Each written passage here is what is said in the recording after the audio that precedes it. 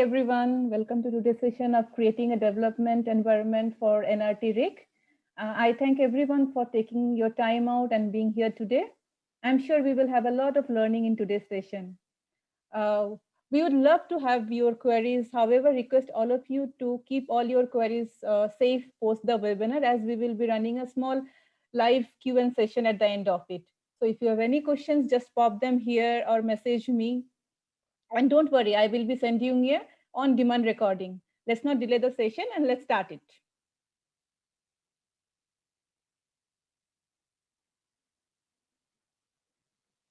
Well, I would like to introduce today's presenter, Bhanu Chandra K, who works on NRT, RIC and other related features in AMCOP at Arna Networks.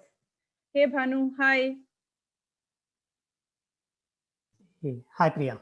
Hi Bhanu, thank you for joining the session, and over to you. I will stop sharing. You can share your screen. Thank you, Bhanu. Yeah, thank you.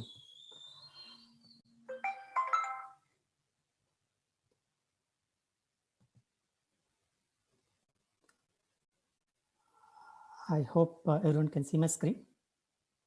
Yeah, Bhanu, I can see. Thank you. Okay. Yeah. Yeah. Thank you, Priya, for the introduction.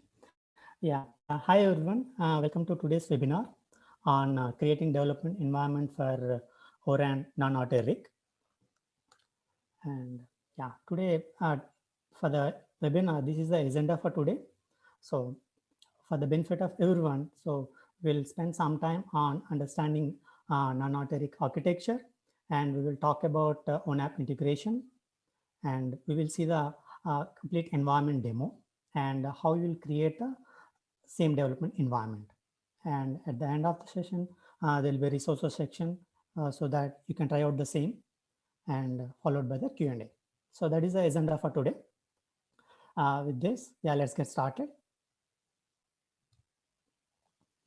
Okay, so this is the diagram. So as per the ORAN Alliance architecture, so ORAN Alliance architecture clearly defined the various RAN elements and also the interaction between the elements with the predefined interfaces.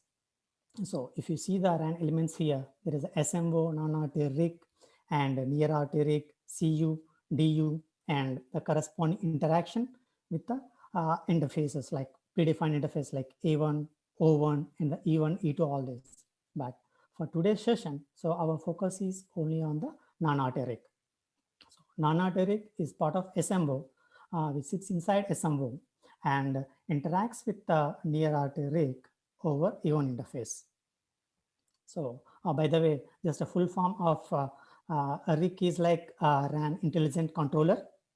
So once it's nearer to the RAN, so this is the near auto RIC, which is operates in the real time, and this is sits in SMO, and this is a non-real time. Okay, so with that, we'll see what are the functions of the non-auto RIC. So this is mainly this is basically a logical functions which enables non-real-time control and optimization of RAN elements and the resources. And it also provides ML model training, updates, and also policy guidance for the applications running on the near auto RIC.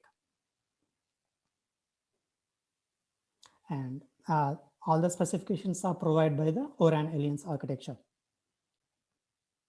Okay, so this is the functional view of the non-auto RIC. So as I mentioned some time back, it's like it's mainly does the service and policy management and AML model training. Yeah, that we will clearly separated here in this diagram. So if you see here, the green one, which is the non-real-time RIC platform, and within that there are various functions. So from the top left, first one is the RAN AML model training. So this is the one which does the model training for the RAN elements, all the data which are collected for the RAN. So this is tied to the analytics service. Analytics service is the one which collects all the data, and that's why these two are tied together here. So the next element is the policies. So policies here with the help of this A1 policy coordinator and the A1 controller, we can achieve the policy management. So the policy coordinator, the northbound is the REST, and it also supports async. And A1 policy coordinator talks to the A1 controller with the REST or async NBI, and A1 controller is the one which will interact with the real-time RICs over A1 interface. So with the help of these two, we can achieve the policy guidance. The next one is the enrichment information coordinator. So this is to enrich the near RT-RIC itself by providing some data. So that is the functionality of enrichment information coordinator. And the next one is the RApp coordinator. So when we talk about the policies, these policies are being managed by some of the apps. Our apps are nothing but RIC applications. So these are the ones which are creates the policies or deletes the policies, modifies the policies based on application logic here. So these are the various functions of non-RT-RIC which you have discussed. With that, let's move to the and there is one more here which is a non-real-time RIC GUI. So though this is not part of non-real-time RIC, but we can see what are the policies and what is enriching information from the non-real-time RIC platform. And next one is the ONAP integration. We'll talk about ONAP integration with in non-RT-RIC. The thing is like in the first diagram, so as per the ORAN Alliance, non-RT-RIC, which is part of SMO. So the de facto open source SMO is the ONAP. So the ONAP already supports with OWN interface and through SDNR, and it also supports OWN REST through various DCAE components like West Collector and HV West Collector. Recently, as a part of ONAP integration, non-real-time RIC support has been added to the SDNC. Now, through SDNC, non-real-time RIC, it can talk to the near RT-RIC over A1 interface. So the advantage with this is like with ONAP, it can use the other component, it can leverage the other components of the ONAP. Like in this case, if you see here, SDNR, which is already supporting O1 interface, it can be leveraged. And non-RT-RIC, it supports the async NBI, async northbound interface, which can be achieved with the help of the DMAP. And can use other DCAE components as well for the model training. So this is how non-RT-RIC will be seen inside the ONAP. So now our focus is primarily on the non-real-time RIC part, this part. So we will see that now. This is the close view of the non-RT-RIC. The gray box here, which is containing the two blue boxes, this is the non-real-time operations. It supports with the first one as A1 policy management service. This manages all the policies of all the near RT-RICs which are connected to the non-real-time RIC. So one more thing which I wanted to mention, one non-RT-RIC can manage multiple near RT-RICs. So this A1 policy management service, this can store all the policies from all the near real-time RICs. And this is implemented as a microservice of part of SDNC. The next one is the A1 adapter. This interacts with the near RT-RICs over A1 interface. This adapter is part of the CCSDK SDNC. So with the help of these two, we can manage all the policies. And on the southbound, if you see, it is a near RT-RIC, and it can be, it's not necessary that it has to be OLC specific near RT-RIC. It can be other A1 interface also. And it can talk to the A1 simulators as well. And this is the non-RT-RIC control panel is mainly for the UI and RApps, which we have discussed sometime. So our apps are the one which call the REST APIs to create the policies or modify the policies. And there is a new interface which introduced is A1EI. So the advantage with A1EI is the enrichment information coordinator. So this pushes the information to the near arteries to enhance the functionalities. This we will talk about it at the end of the presentation, but our focus for today is primarily on this policy management and the near arteries. Okay, so for today's creating the development environment, so we are based out of the OSC branch release. So we see all the oranges boxes here. So we will set up all this environment. If you see from the top down, first one is the OSC A1 non-artery control panel. This is the UI, which will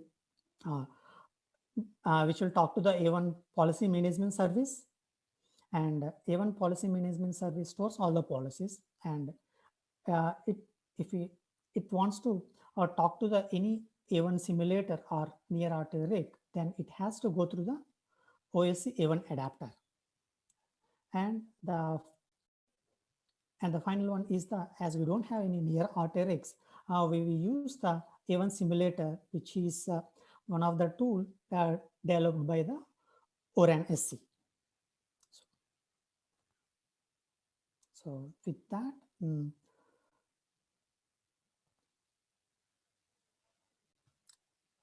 we see how to create this environment. So this is a Git repository for that, and we use a branch release for that. And there are two ways for this. One is Docker Compose and the individual Docker images, which you can bring up the environment. So for this demo, so I use the Docker Compose app, which I'm going to show now. Okay, so I have already recorded the session. That means the entire setup and how it is going to look like, that we are going to see now. So yeah, this is my environment. I already did the Docker Compose app. So I bring up all these containers. So we'll see one by one. So the first one is from the top down, right? The policy control panel. This is for the UI. This container is mainly for the UI. And next one is the policy management service. This is the policy agent. This is the policy management service, what I have mentioned. And next one is the A1 controller. This is the A1 controller adapter, which talks to the near arteries. And there is the SDNC DB. It's tied to the policy agent, and it stores the information of all the policies. So because it manages all the policies, it stores in the DB. And for this demo, we have two rigs here. So A1 SIM OSC, A1 SIM STD you see here. These are the two rigs what we use for this demo. OSC is the ORAN software community standard, and A1 SIM STD is the A1 simulator, but it is not following the OSC standard. With this information, so we see the other information.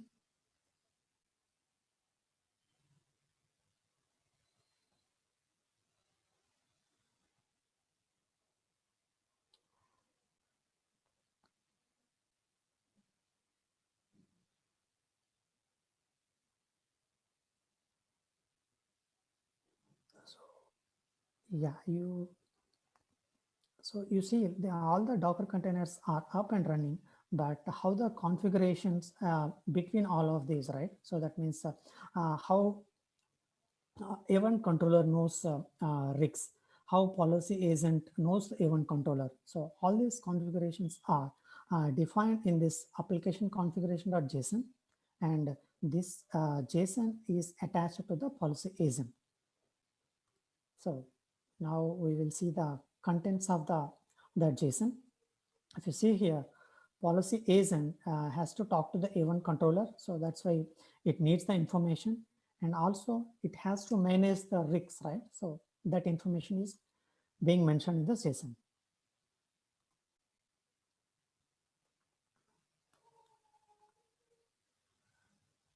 And these are the logs of the our containers. So currently it's showing the A1 simulator and STD and OSC. So it's periodically synchronizes with the policy agent so that it gets all the data from the rig and it stores in the policy agent in database.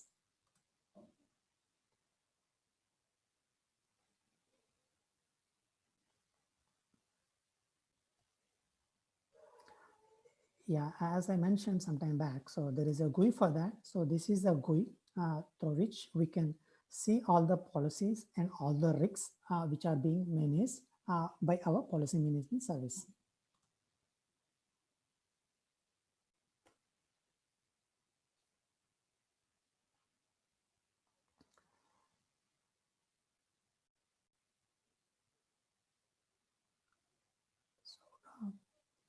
To this environment, I have added two policy types.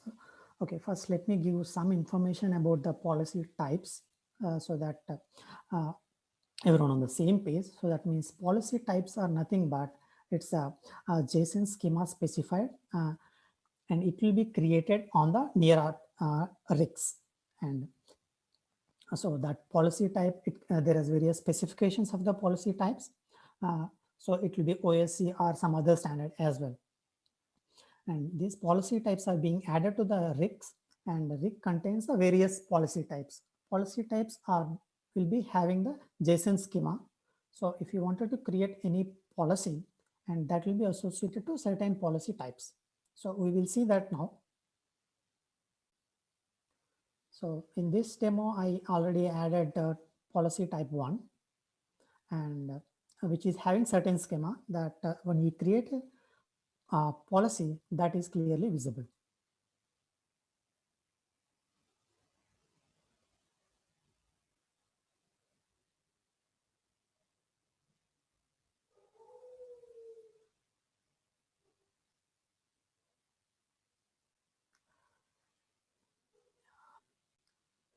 Yeah, now we are creating a policy, and when you are creating a policy, the policy is tied to a particular rig.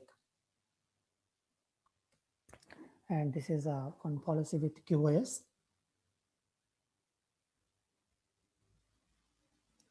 So after entering all the fields, so the policy will be as per this. So this is the final JSON. This will be pushed to the rig.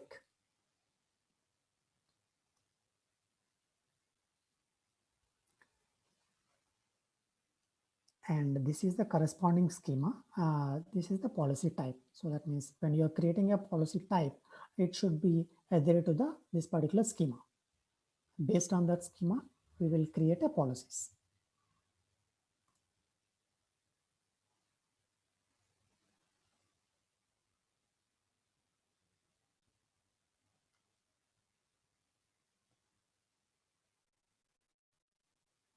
And now policy has been created from the GUI.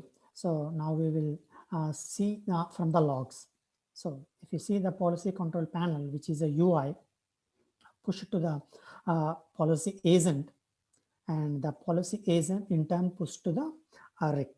So if you see here, the last one is the put, and the same is appears on the UI as well. And we can do various operations from the UI itself, like creating, editing, and deleting as well. And we see the delete operation now. The policy is deleted, and immediately it will delete from the rig.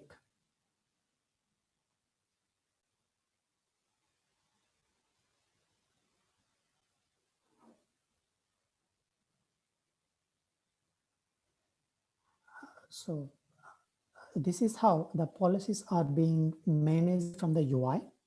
So in actual, this is mainly for the dev and test environment. In the actual use case, we won't be using the UI. Our apps are the ones, or some other applications will create or modify the policies. And for in order to create this environment, there is already some test data which is available. If we simply run this particular command, / data field.sh, it will create some policy types, and it also pushes some data policies so that which you can see it on the UI. What we have seen is we created manually. The same can be done with the help of curl commands as well. So this is that particular information. With that, we have seen the environment, how the environment is going to look like to make the non-real-time rig, especially the policy operations. So so in order to bring up the similar environment, so you need all this A1 controller and the rigs and the policy agent and the control panel and STNCD.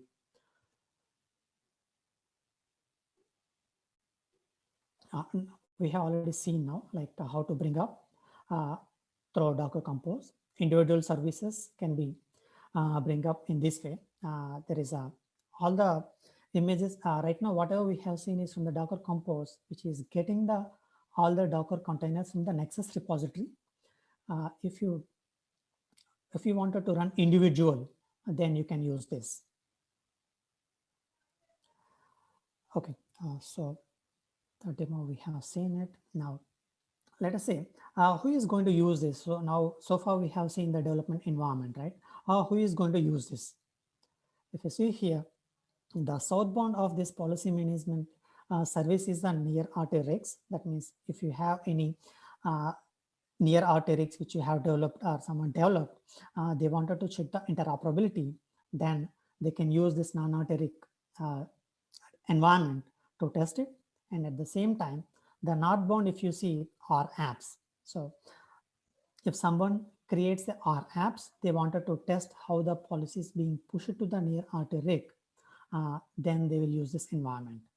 And obviously, and whoever is developing, working on the policy management service or even adapter, so they will also use the environments like this. And so let us say you wanted to create your own image. So that means, let us say you have some changes to the non-RTRIG and you wanted to create your own image.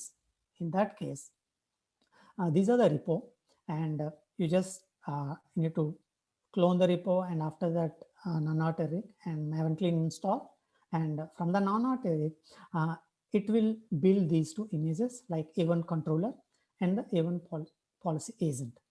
These are the two Docker images it will build.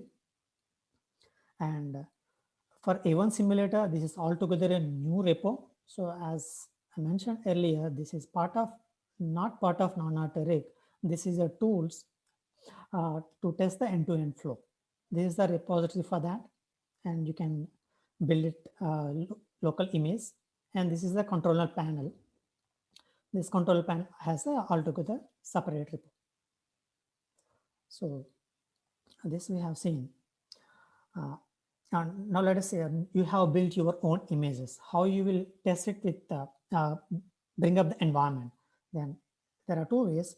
One is you can modify the Docker Compose and point to your image and bring it up, or individual services which you can bring up, so that the entire non-real-time rig environment will comes up.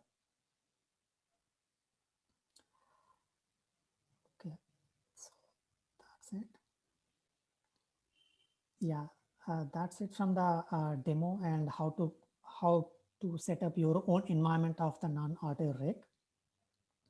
And we have listed down all the resources here, like all the images are from Oran SC, and the wiki is this one, and these are the code repository which we will use to build it or to bring up the environment, and this is the corresponding doc section.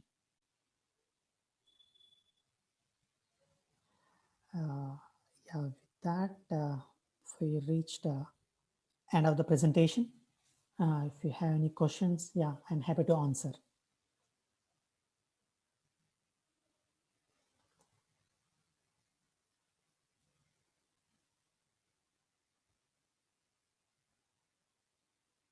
Hey, hi, Bhanu. Yeah, hi Priya. Yeah, I got a question that someone has asked if you can elaborate on AI model and especially for ML, which SDK and model supported.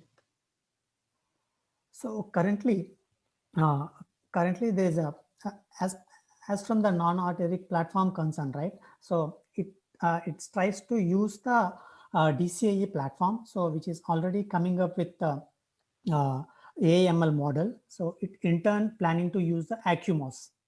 So that is where the AML model training happens. So that is the plan. But right now it is not in place. Probably in the future releases that will be implemented. Okay, thank you. I request everyone you can ask a question, and I'm also getting few questions in my chat section. Well, one more question, Bhanu. How can I add a new rig? Okay. So from the configuration side, we have seen in the configuration side, we have seen the JSON here, right?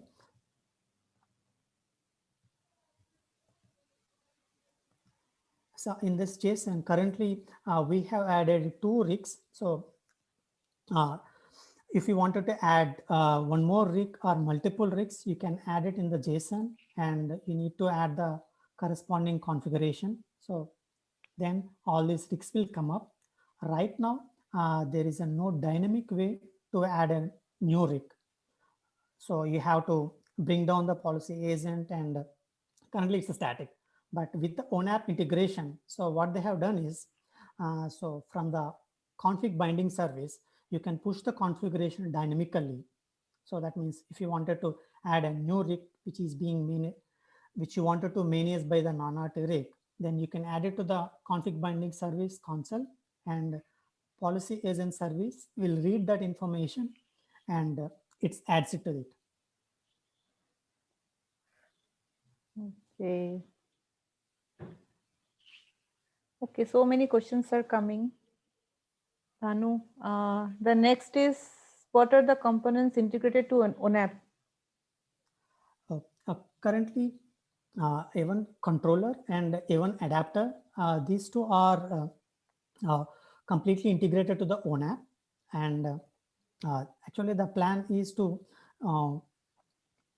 uh, make it more generic, so that if you deploy one SDNC microservice, that will be having both policy management service as well as the A1 adapter.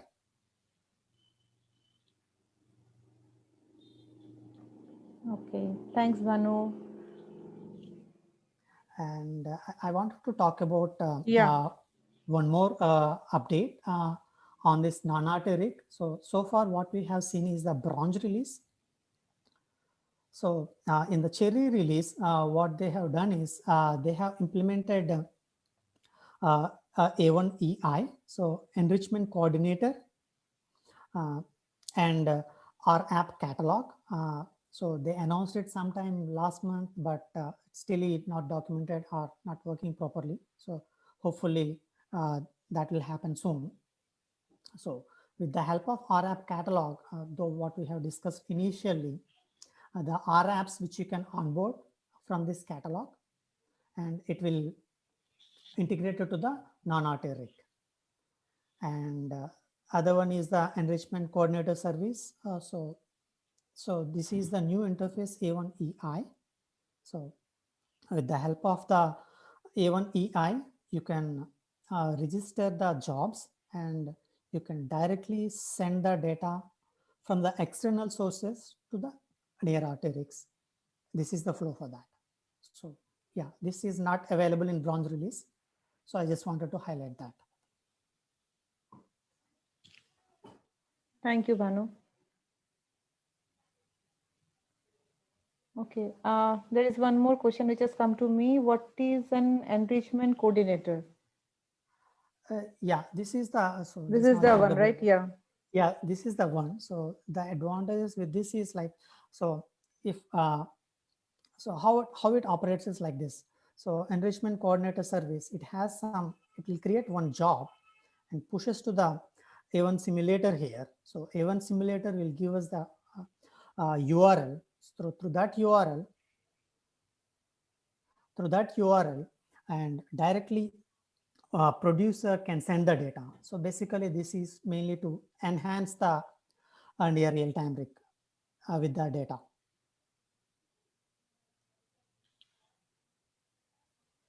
Okay.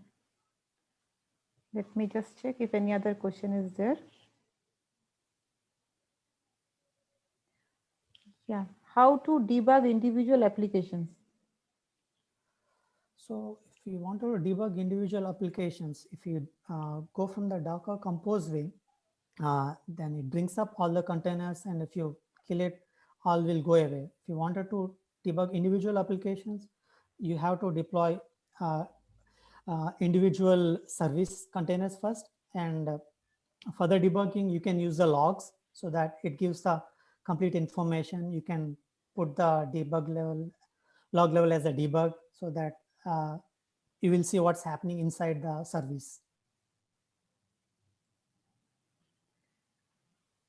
Okay.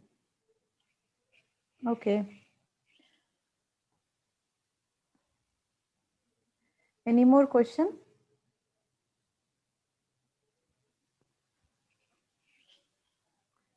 We'll just give few seconds, Bhanu, and then I think. Hi, yeah, this is Yeah. Saad from CC. Yeah, how are you?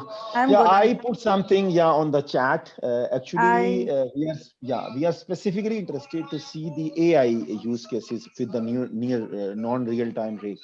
I want to understand where you are, what are the use cases, or what type of models you are using. Something like this on a high level, if you can share, please.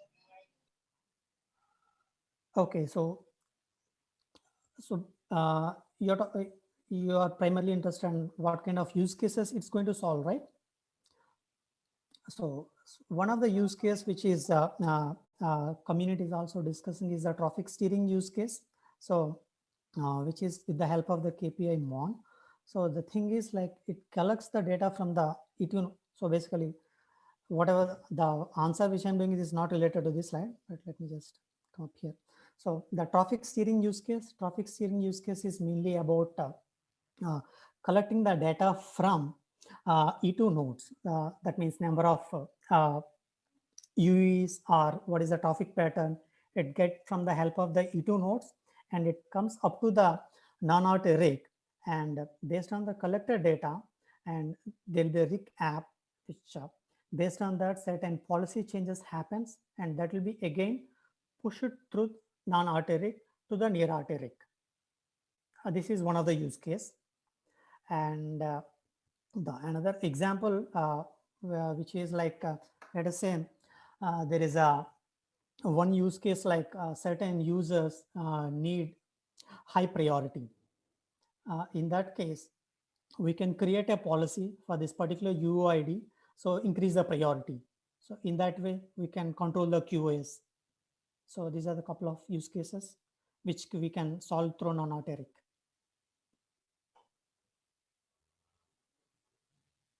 No, but something is ready, or is just on theory right now? Like you have some trial or something?